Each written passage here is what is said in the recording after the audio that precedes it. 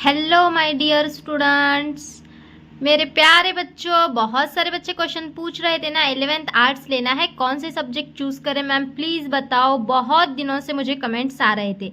तो बच्चों, आपके कमेंट्स हो और मैं वीडियो ना बनाऊं, ऐसा हो सकता है क्या? बिल्कुल भी नहीं। तो उसी के डिमांड पे आज ये वीडियो मैंने बनाया है। 11th आपको आर्ट्स में लेना है और आप बहुत कंफ्यूज हो कि सब्जेक्ट कौन से ले, क्या करें।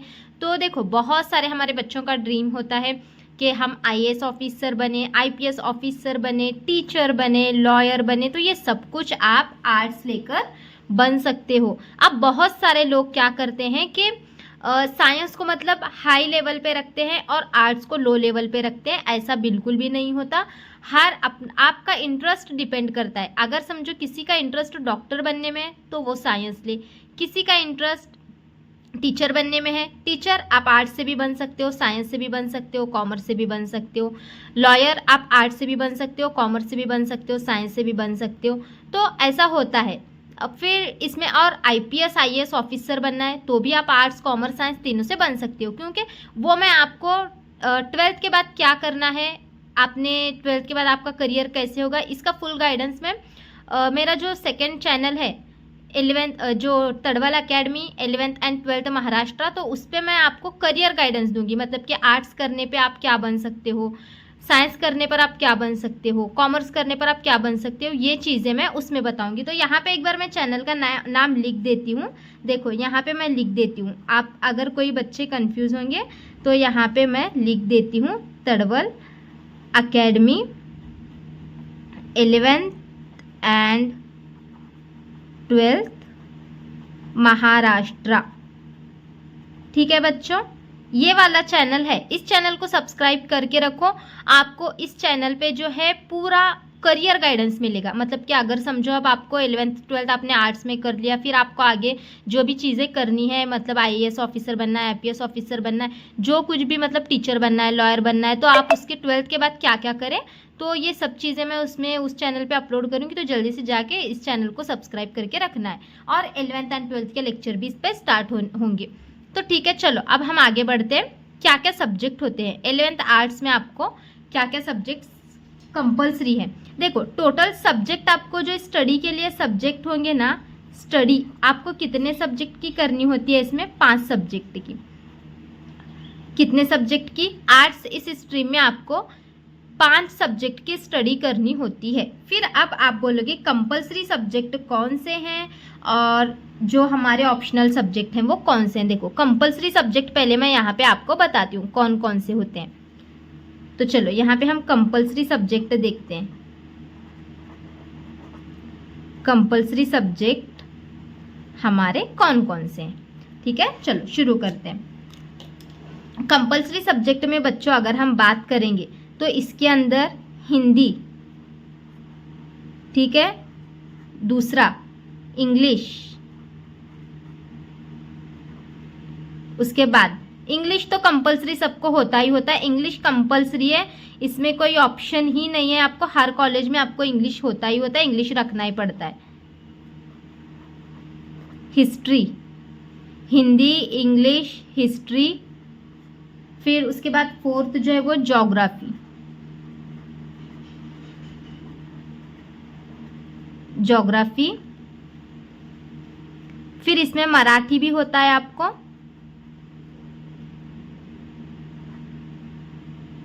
तो यहाँ पे देखो, तो बच्चों इसमें ना मराठी आपको वो मतलब कि ऑप्शनल सब्जेक्ट में होगा, मैं इसमें नहीं लिखूंगी। इसमें मैं आपको यहाँ पे देखो हिंदी, इंग्लिश, हिस्ट्री, ज्योग्राफी और यहाँ पे जो है आपको पॉलिटिकल साइंस,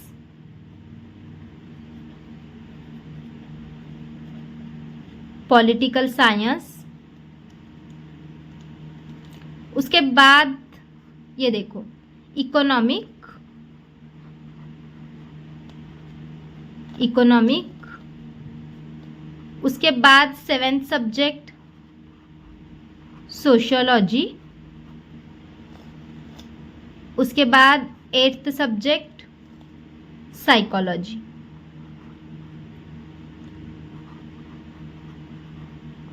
ठीक है, ये 8 सब्जेक्ट है। 8 में से आपको है ना बच्चों, आप कितने सब्जेक्ट चूज करने हैं? 4।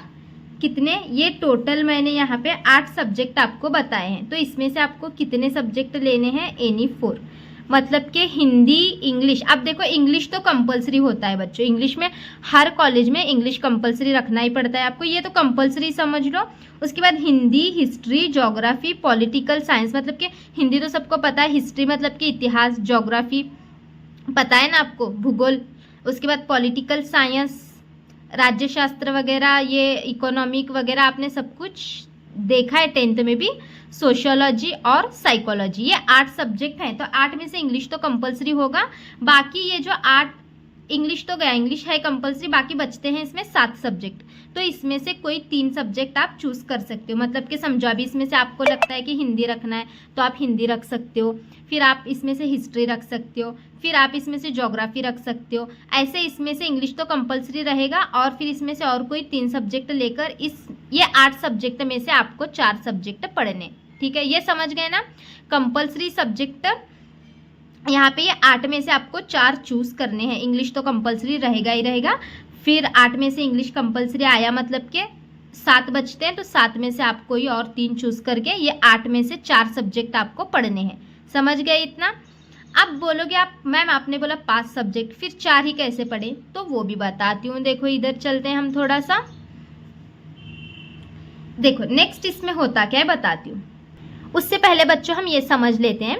अब मैंने यहाँ पे कंपलसरी सब्जेक्ट बोला, आप बोलोगे मैम कंपलसरी सब्जेक्ट बोल रहे हो, फिर यहाँ पे हमें चूज करने के लिए ऑप्शन रखा गया है, तो ये 8 में से 4 कंपलसरी सब्जेक्ट होते हैं आपको। अब कुछ कॉलेजेस में क्या होता है, कुछ कॉलेजेस में सारे सब्जेक्ट अवेलेबल नहीं होते, मतलब कि समझो किसी कॉलेज में सोशियोलॉजी पढ़ाने के लिए कोई टीचर नहीं होंगे, किसी कॉलेज में पॉलिटिकल साइंस पढ़ाने के लिए कोई टीचर नहीं होंगे, तो वहाँ पे वो सब्जेक्ट नहीं होती। ये 8 सब्जेक्ट की लिस्ट आपको कॉलेज वाले इसमें से रखने के लिए बोलेंगे, वो 4 रखना ही पड़ेगा, मतलब कि ये 8 सब्जेक्ट हैं, इसमें से 8 के 8 आपके कॉलेज में अवेलेबल होंगे, तो आप खुद इसमें से चूज कर सकते हो। लेकिन आपके कॉलेज में 8 के 8 सब्जेक्ट अवेलेबल नहीं होंगे, बहुत बड़ा कॉलेज होगा तो 8 के 8 पूरे सब्जेक्ट होते हैं, लेकिन कॉलेज थोड़ा छोटा होगा तो वहाँ पे कभी ऐसा होता है कि पूरे 8 के 8 सब्जेक्ट नहीं होते, कॉलेज वाले खुद आपको फिक्स करके देते हैं कि कोई 4 सब्जेक्ट इसमें से है, जो 4 सब्जेक्ट आपको रखने हैं, ठीक है। तो ये 8 में से 4 सब्जेक्ट आपको पढ़ने हैं। अब ऑप्शनल सब्जेक्ट की बात करते हैं। अब बच्चों ऑप्शनल सब्जेक्ट अगर हम आर्ट्स में देखेंगे तो कौन कौन से हैं, चलो देखते हैं। तो यहाँ पे देखो बच्चों, ऑप्शनल सब्जेक्ट में है ना आपको ये पहला फिजिकल एजुकेशन, ठीक है, दूसरा कंप्यूटर साइंस, कंप्यूटर साइंस, तीसरा मैथ्स, उसके बाद योगा, उसके बाद और अगर हम देखेंगे तो ड्राइंग, उसके बाद और भी सब्जेक्ट होते हैं यहाँ पे जैसे फिलॉसफी, और भी सब्जेक्ट होते हैं इसमें, मराठी होता है या फिर संस्कृत होता है। फिर उसके बाद और हो गए इतने 7 हो गए ना, ये philosophy, Sanskrit, drawing, computer science, physical education, ठीक है, physical education, computer science, maths, yoga, फिर ड्राइंग, डांस भी होता है। तो कुछ कॉलेज में होता है डांस, मुझे तो नहीं लगता कि यहाँ पे महाराष्ट्र में ये डांस वगैरह का सब्जेक्ट होगा, ठीक है। तो कुछ कॉलेजेस रखते हैं ऑप्शन। तो यहाँ पे ये देखो ये 8 सब्जेक्ट मैंने बताए, तो ये 8 सब्जेक्ट में से आपको एक सब्जेक्ट कोई भी चूज करना होता है। ऐसे आपके टोटल 5 सब्जेक्ट हो जाएंगे। समझ गए ना आप, जो मैंने बताया पहले 8 सब्जेक्ट, वो 8 में से कोई 4 आपको चूज करने हैं, और ये जो मैंने आपको बताया 8 में से कोई एक सब्जेक्ट आपको चूज करना है। ऐसे टोटल आपके 5 सब्जेक्ट हो जाएंगे। 5 सब्जेक्ट की पढ़ाई आपको आर्ट्स के अंदर करनी है। और एक प्लस पॉइंट क्या है मैं बताती हूँ, कि अगर आपको लगता है कि जो मैंने पहले बताती हूँ, देखो यहाँ पे मैंने कुछ पहले बताए थे, ये 8 सब्जेक्ट मैंने बताए हुए थे आपको, Hindi, English, history, geography, political science, economic, नीचे ये सोशियोलॉजी और साइकोलॉजी। तो ये 8 सब्जेक्ट मैंने आपको बताए हुए थे, तो समझो आपने 8 में से 4 चूज कर लिए और उधर ऑप्शनल में से वो 8 में से कोई एक सब्जेक्ट चूज कर लिया, आपके 5 सब्जेक्ट हो गए, आप पढ़ाई कर रहे हो।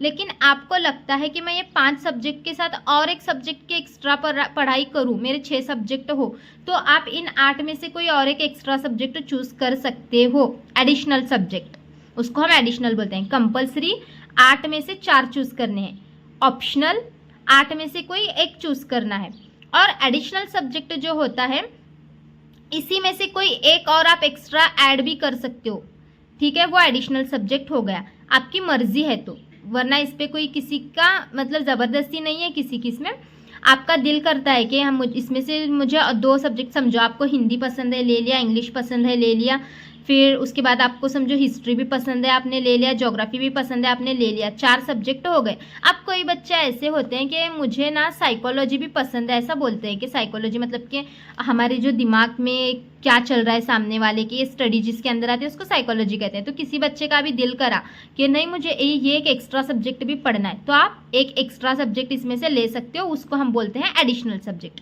ठीक है, समझ गए ना आप। ये 8 कंपल्सरी में से कोई 4 चूज करने हैं, वो 8 ऑप्शनल, वो 8 में से कोई एक आपको चूज करना है, 5 सब्जेक्ट हो गए, और एडिशनल सब्जेक्ट में इसमें से आप, आपकी मर्जी है तो ले सकते हो, नहीं मर्जी तो नहीं ले सकते। इसका फायदा क्या होता है मैं बताती हूँ एडिशनल सब्जेक्ट का।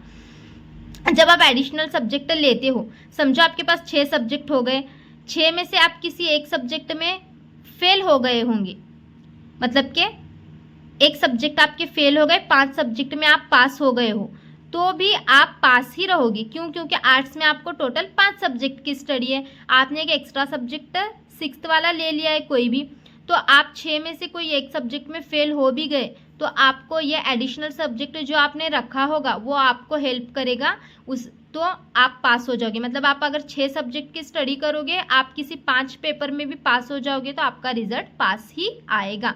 एडिशनल सब्जेक्ट रखने का ये फ़ायदा होता है, लेकिन कोई ज़बरदस्ती नहीं है, आपकी मर्जी है तो आप रख सकते हो, नहीं मर्जी तो मत रखो, फिर 5 सब्जेक्ट की आप पढ़ाई कर सकते हो। ये था हमारा आर्ट्स का आज का वीडियो। ठीक है बच्चों, वीडियो अच्छा लगा हो तो चैनल को सब्सक्राइब, वीडियो को लाइक और शेयर ज़रूर करना, और तड़वल academy 11th and 12th Maharashtra को ज़रूर सब्सक्राइब करना, क्योंकि उस पर आपका करियर गाइडेंस और 11th 12th के लेक्चर आने वाले हैं। ठीक है बच्चों, चलो मिलते हैं बाद में, बाय बाय।